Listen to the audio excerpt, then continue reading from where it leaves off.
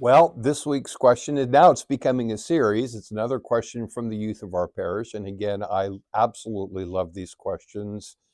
Praying with these questions and answering these questions always makes me a better priest, and I'm always grateful for that. This week's question is a very serious question, a very complicated question, but I'll try to do it justice within the confines of our video this week.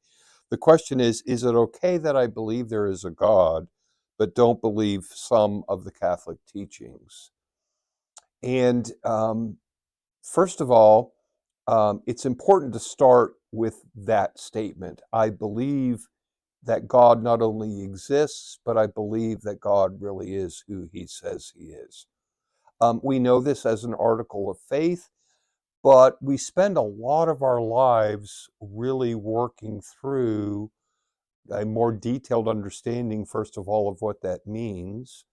And we perhaps spend an even longer part of our lives being willing to allow our lives to conform to that truth, that if God really is who he says he is, then it has very clear implications for a lot of the decisions that we make in our lives.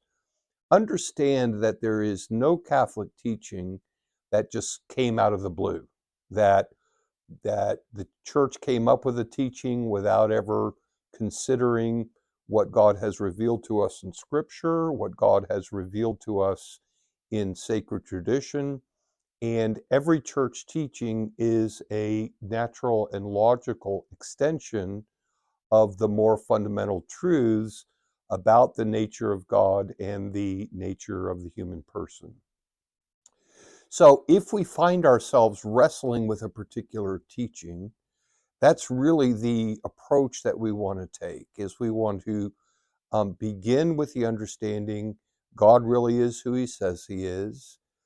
Um, I am made perfectly fit for the life that God created me to live.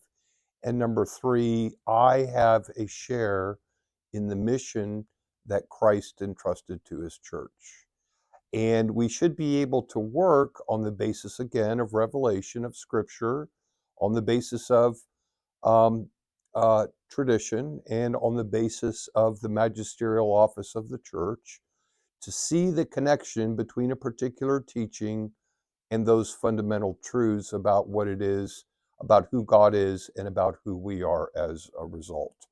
I'm really looking forward to understanding more about which teachings may represent particular struggles and working with people on developing an understanding of why the church teaches what she teaches, and again, how is it an extension of those basic truths. And so again, as you know, I'm always going to say, remember, God is who he says he is. You are who he says you are, and live the life that he created you to live.